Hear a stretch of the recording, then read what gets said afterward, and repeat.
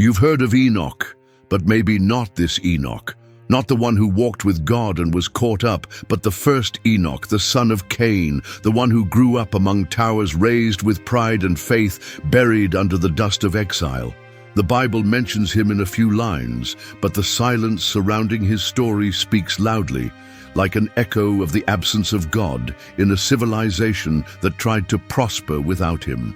Imagine growing up in a city built by a marked man, living under the weight of guilt and trying to turn a curse into a monument. The city of Enoch was born like this, not from a spiritual vision, but from a desperate escape from Eden, from truth, and from pain itself. What kind of spirituality flourishes when God is avoided? What kind of dreams arise when divine silence is the only answer? This is a story of generational conflict, of vanity disguised as glory, and of a boy who dared to seek meaning where everyone else had already settled. While Cain erected statues and celebrated his own image, his son climbed mountains and asked questions. Enoch wanted more than human constructions. He longed for redemption, for faith, for something that would connect him to the lost Eden he visited in dreams. On this journey, you will walk through golden but spiritually empty streets. You will see the desert behind the facades, realize how pride can mask inner emptiness, and how God's silence can become fertile ground for a silent revolution. A revolution of the soul. A revolution that begins when a young person chooses to hear what no one else wants to hear. If you've ever felt like you're surrounded by achievements, but inside you live in a desert. If you've ever looked for something beyond the routine, something that fills a space that no one sees, then this story is for you, the true story of Enoch, the son of CAIN, the one they never told you about, but which is perhaps precisely the most necessary for our generation. The story begins with a man on the run, not just from divine justice, but from himself. Cain, after taking his own brother's life, carries not only the weight of guilt, but the stigma of someone who tried to escape the consequences without ever facing repentance. Exiled east of Eden, he leaves behind the garden and the voice of God, entering a desert not only geographical, but spiritual. Divine absence was not just punishment, it was a mirror. He knew what he had lost, but he refused to admit it. It was in this scenario of exile and inner emptiness that Enoch was born, the firstborn of a scarred father. His name would come to baptize the first city built by human hands, the city of Enoch. But this foundation did not come from faith, but from pride. It was a desperate attempt to transform guilt into glory, pain into a monument, spiritual ruin into a legacy. The city was born as a cry against God's silence, but without an echo of redemption. Imagine growing up in an environment where people avoid talking about Eden, as if the mere name were an open wound. Enoch was a child surrounded by buildings, but lacking in spirituality. He saw his father building towers, but never an altar. The older ones talked about progress, but were silent about the past. The generational conflict became increasingly evident.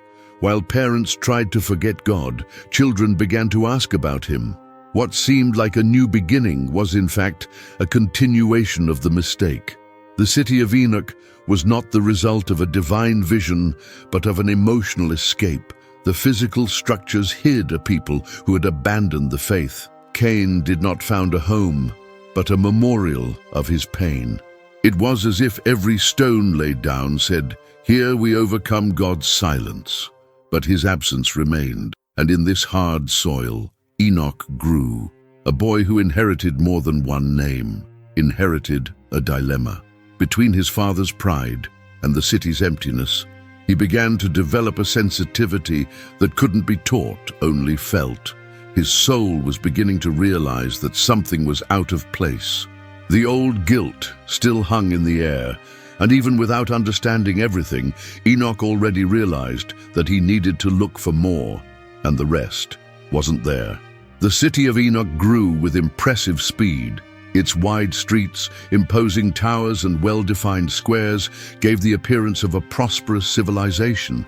But there was one detail that caught the attention of anyone who paid attention.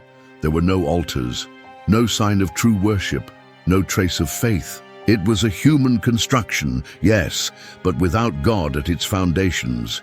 People celebrated dates, but no one remembered the Creator.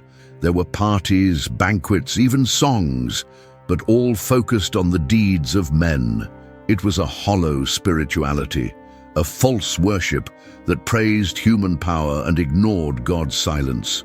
The words Eden and holiness had become taboo. It was as if remembering the past weakened the city's pride, and pride there was the true currency. The elders taught that civilization was the result of overcoming, not submission. We built it with our own hands.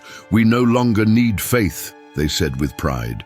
But the inner emptiness spread like dust amid the glow of the walls. Divine absence did not cause revolt, it caused indifference, and this indifference was more dangerous than any blasphemy. It was deliberate forgetfulness, masquerading as progress. Young people grew up among statues and stained glass that glorified CAIN, the founder. The elders told their story as if it were an epic of overcoming, omitting the tragedy that preceded it. It was an attempt to shape the future by erasing the pain of the past. The city breathed vanity. Enoch, in the midst of all this, began to realize that there was a gap, something that no tower could fill. And it was exactly this lack that bothered the most sensitive. While some boasted about the riches and urban organization, others began to feel that it was all a big act. The city was a response to exile, but not a solution. It was a desert disguised as a garden. The real spiritual ruin was beneath the surface, a people who had stopped seeking meaning and were content with appearances. From an early age, Enoch noticed what others ignored. As the children ran through the squares, he observed the details, the sad eyes of the elders, the silence on the mothers' faces, the absence of something that no one could name. It was as if the entire city had been built to stifle questions, not answer them. But Enoch was different. There was a restlessness in him that could not be tamed. He started climbing mountains, even for no clear reason. He said that the air up there was lighter, but deep down, it was the soul that was looking for oxygen. From above, I saw the city with different eyes. Towers and statues that previously seemed grand now seemed small in the face of the vastness of the desert. There, in the silence of the summit, he felt something he had never found within the city walls. Something perhaps called presence, perhaps just faith. In his moments of solitude, dreams and visions appeared. I dreamed of a garden, a place where everything was full and the voice of God still passed among men. A distant Eden, perhaps forgotten, but still alive within you. This wasn't just imagination, it was spiritual longing, as if your heart remembers something your eyes have never seen. An inherited memory, perhaps engraved in its essence. Each time he returned from the mountain, Enoch had new questions. Why were there no more altars? Why didn't anyone talk about God? Why did everyone seem comfortable living without seeking meaning? The answers never came. Adults would look away, change the subject, or simply say, "That's the way it is." But Enoch knew that this was just fear dressed up as wisdom, and he began to doubt the legacy they were trying to impose on him. It was in this climate of generational conflict that his soul began to awaken. He saw that older people sought stability, but not wisdom, that his peers were lost in distractions, and that God's silence was perhaps more a reflection of human deafness than of divine absence. Enoch wanted more. He wanted something real, something eternal. And there, without anyone noticing, a silent revolution began to be born within him. With each passing day, Enoch became more aware of the silence that enveloped the city. It was not an ordinary silence, but an emptiness that echoed even among the crowds. It was like living in a temple without an altar, in a world without whispers of the divine. The absence of God was not just perceived, it was felt in the bones, in the skin, in the soul. And that absence was as vivid as any presence. When Enoch asked about faith, the adults smiled condescendingly. Some said it was a thing of past generations. Others just changed the subject. There was no room for spirituality, only for production, for power, for progress. The city continued to grow, but faith disappeared like water on dry land. Enoch understood. They were replacing adoration with ambition. Even rituals, when they occurred, were mechanical, empty, theatrical. There was talk of traditions, but no one remembered their origins. It was false worship, done to keep up appearances and please the leaders, not the Creator. Divine absence was not the result of a punishment, but of a collective choice. They had cut themselves off from God and called it freedom. Enoch observed the elders trying to fill the void with human achievements. Towers, statues, rules, everything to avoid confronting what was really missing. It was like trying to heal a deep wound with gold paint, but he couldn't ignore the pain of not hearing God's voice. That pain shaped him, as the desert shapes the wanderer. Silence, however uncomfortable it was, taught, and that's when something begins to change in Enoch. God's silence, previously a cause for anguish, now becomes a provocation. What if this silence is an invitation? What if absence is, in fact, a call to search? While everyone avoided the questions, Enoch began to accept them. The city of Enoch surrounded him on all sides, but he was already walking internally along other paths. In the center of the city, an immense statue stood. CAIN, with open arms, eyes turned to the sky, as if he had conquered his own destiny. It was the ultimate symbol of pride, transformed into a monument. That figure did not represent redemption, but resistance to guilt. Enoch saw this with discomfort. How could Abel's killer become the hero of a generation? The image of CAIN was worshipped with reverence. There were ceremonies, speeches, and even songs extolling their strength and resilience. But there was no talk of repentance.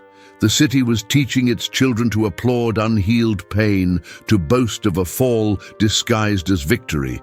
It was a celebration of human construction, not divine forgiveness.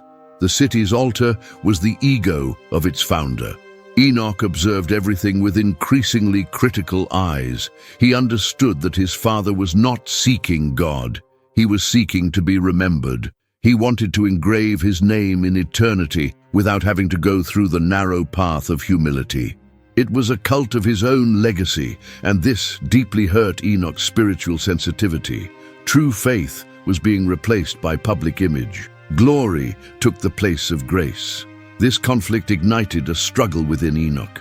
He loved his father, but he couldn't agree with the path he was taking. Each celebration around the statue was a reminder that the city had chosen vanity over truth. It was like living inside a giant mirror. Everything reflected Cain's pride, but nothing revealed the face of God. Spiritual ruin was beginning to reveal itself in the small cracks of the collective soul. And in this scenario, Enoch began to walk away in silence. Not physically, not yet, but in thought, in desire, in search. He felt that he could not inherit the city, as it did not represent his heart. False worship could not sustain their nascent spirituality. And while the others looked at the statue in awe, he began to look inside. And there, deep down, something screamed for an Eden that pride could never rebuild. Enoch's nights were different. While the city slept under its own applause, he dreamed of gardens he had never seen, but which seemed more real than the walls that surrounded him. I dreamed of a place where peace was natural, where the Creator walked with men, and the divine presence was like air, invisible but vital. It was Eden. Not the stories told out of obligation, but the visions that pulsed in his spirit. These dreams made him restless. I woke up with my heart racing, feeling that there was something beyond the world I knew. And it wasn't just missing a place, it was missing an essence. He felt that the city of Enoch might have his name, but not his soul. It was like wearing clothes that no longer fit. Every morning, it became harder to fit into that mold of pride and silence. Enoch started to write down what he dreamed of. He recorded symbols, sensations, fragments of speech that he did not fully understand. Sometimes he drew trees with translucent leaves, rivers that sang, and an altar made of light.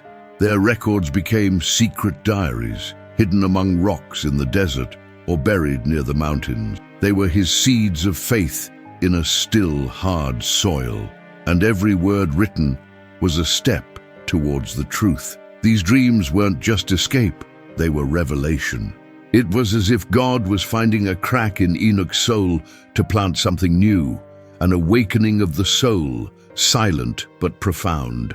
He understood that the inner emptiness he felt was not a sign of failure, but a call to transformation. The city of Enoch may have lost faith, but he refused to let his spirituality die, suffocated by the concrete of vanity. It was in this process that Enoch began to make internal decisions. He decided not to bow down to pride celebrations anymore. He decided to listen to the whisper of dreams instead of the scream of crowds. He felt that his story would not just be written in stones, but in faith. And even though he still didn't know the exact path, a certainty grew. He would need to leave behind what was visible to seek what was eternal. Time passed, and Enoch was no longer a boy. The dreams persisted, but now they were accompanied by a clearer realization. The city that bore his name was changing, and not for the better. He began to notice the growing militarization of the surroundings, the rigidity of norms, the valorization of raw power over the wisdom of the elders. The city no longer sought just material greatness, but control. Enoch saw this with open eyes and a restless heart. The pride that previously seemed only symbolic now became practical.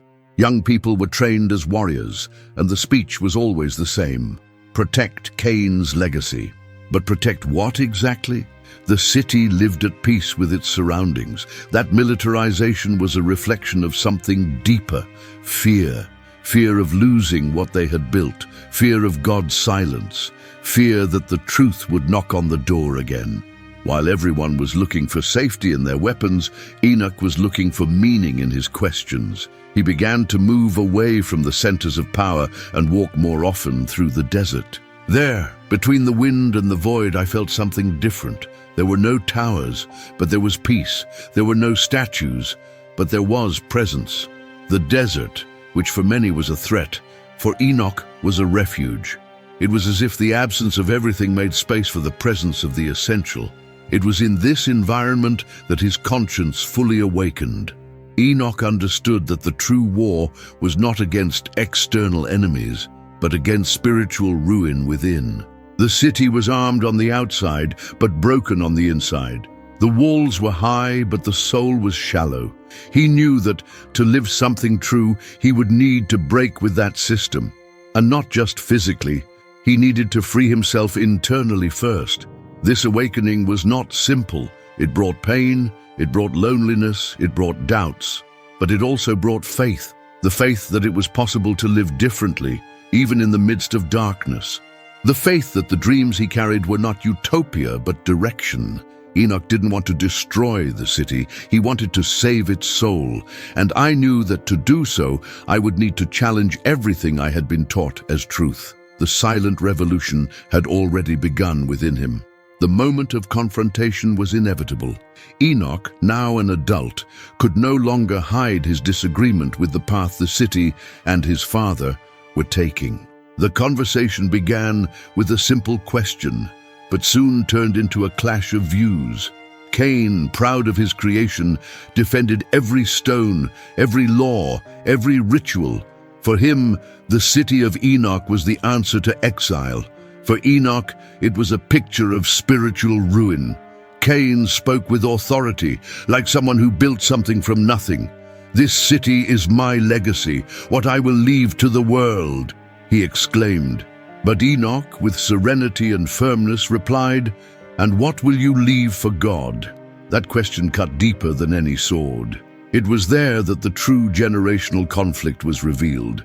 CAIN sought earthly immortality, while Enoch yearned for eternal redemption. The words became harsher. CAIN accused his son of ingratitude, of not recognizing the sacrifices made to build the city. Enoch replied that sacrifice without faith is just vanity in disguise. He pointed to the statue in the center of town and said, "It doesn't redeem you, Father. It just exalts you." The wound of guilt, which had never been treated, bled right there, in the face of a truth that could no longer be ignored. The confrontation was not just verbal, it was spiritual. It was as if two realities collided, that of the man who fled Eden and tried to rebuild paradise with bricks, and that of the son who dreamed of a present God, not an empty throne. Enoch left that conversation shaken, but with one certainty. He could no longer remain where pride was the altar and God's silence, a nuisance to be hushed up. That day, something broke. Father and son followed opposite paths, not because of a lack of love, but because of an excess of truth. The desert seemed more honest than that sumptuous city. Enoch, heartbroken, knew he could not carry on his father's legacy. His mission was not to preserve the memory of Cain, but to seek the presence of the Creator. And for that, he would need to leave. The decision to leave was not made overnight. Enoch felt he was leaving more than a city. He was breaking with a culture, with a worldview, with an entire generation. His exodus was spiritual before it was physical. He carried no maps, no promises. He carried only a silent and firm faith that outside the walls of vanity, he could find the voice of God again. The moment of the match was discreet, almost imperceptible to the eyes of the crowd. No ceremonies, no announcements, just a man, his steps, and the desert before him. But something unusual happened. The elders began to observe. Those who already carried doubts hidden in their hearts looked at Enoch with respect. It was as if their courage awakened in them a dormant memory. Perhaps the wisdom of the elders was about to blossom again. Enoch's exodus raised questions. Why did he go? What were you looking for? Was he rejecting his father or the city? Some young people began to follow him from afar, not with their feet, but with their eyes and their hearts. He didn't lead a rebellion. He inspired an awakening of the soul.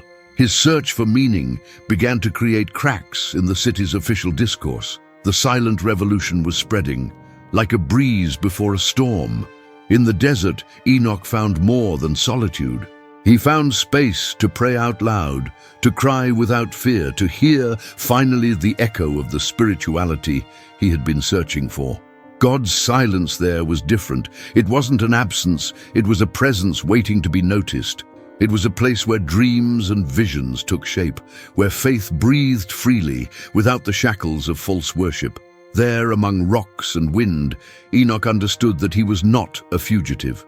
He was a pilgrim, someone who chose to leave the city that bore his name, but did not carry his essence. His journey was more than a geographic displacement. It was a reunion with the lost essence of humanity. And as he continued on his way, the first murmurs of doubt began to echo within the walls that had previously seemed unshakable. The city of Enoch continued to grow even after his son's departure. New towers were erected, more statues were carved, and trade prospered like never before. On the outside, everything seemed to be flourishing, but inside, something had changed. An inner emptiness began to spread, silent but persistent, as if the soul of the city was aging without realizing it. Those who were more attentive noticed that the parties were no longer as enchanting as they used to be, that the speeches sounded repeated, mechanical, as if no one really believed them anymore. Even the statue of Cain felt heavier, like an uncomfortable reminder of what had been built on exile and guilt. It was spiritual ruin, covered in gold and stone, a city that had overcome the desert but lost its faith. Enoch, even far away, carried the memory of the city with him, not with nostalgia, but with compassion. He knew that those who remained there could still awaken if they chose to look inside. Human construction, no matter how beautiful it was, would never replace the Creator's breath. Without faith, any city is just a model of pride about to collapse. Enoch understood this clearly now. While many tried to fill the void with more works, more rules, and more celebrations, some began to question, where is God in all this? Do we build too much and listen too little? They were dangerous questions, but inevitable. the generational conflict became more evident. The wisdom of the elders, long silenced, began to be heard in the less lit corners of the city. Enoch no longer sought a return. He had understood that true growth was interior, not urban. His revolution was invisible to the hasty eye, but profound. And as the city moved on, grand but empty, he continued his journey, now no longer as the son of Cain, but as a man shaped by faith, guided by dreams, and nourished by the hope of a still possible Eden. The story of Enoch, son of Cain, is almost a whisper in the scriptures, but perhaps that is why it screams so much in our hearts. He was born in a place where spirituality was buried under the weight of vanity, where God was forgotten in the name of pride. Even so, he dared to seek the invisible. In a world built to avoid questions, Enoch dared to ask. He didn't just inherit the city's name, he also inherited the chance to break the cycle, and that's exactly what he did. How many times have we also grown up among towers and statues erected by fear and guilt? How many times do we accept an empty existence just because we were taught that it is just like that? The story of Enoch invites us to get out of automatic mode, to doubt inherited certainties, and to seek a living faith. Faith that is not based on structures but on encounters. Faith that is not built with stones but with tears, silence, and revelation. Faith that transforms the desert into a garden. The city of Enoch was an attempt to replace God with the work of human hands. But the inner emptiness of its inhabitants proves that there is no substitute for the eternal. Every construction without spirituality collapses inside. Even if it appears firm on the outside, God's silence is not absence, it's an invitation. It is a divine provocation for us to get up and walk to where the sound of his voice still echoes, if we are willing to listen. Enoch teaches us that breaking is not disrespectful, it's liberating. That leaving what separates us from God is not escape, it is courage. And that even the children of whom you have fallen can choose to rise. His journey is proof that redemption does not begin at the altars of temples. It begins in the secret decisions of the soul. Those who seek true faith never walk alone, even if they walk in the desert. Maybe you're experiencing something similar, surrounded by voices that tell you what to follow, what to believe, what to ignore. But there is a deeper voice, the one that speaks when all others are silent. Enoch followed this voice. His choice changed everything. And now, the question is, will you also follow this voice? Or will you remain in the city, beautiful, comfortable, but spiritually empty? If this story touched your heart, share it with someone who also needs to get out of automatic mode and awaken their soul. Subscribe to the channel, activate the bell, and walk with us through more biblical stories that reveal forgotten truths. There are many voices in the crowd, but there is only one that calls your name. See you in the next video, and may this journey continue within you.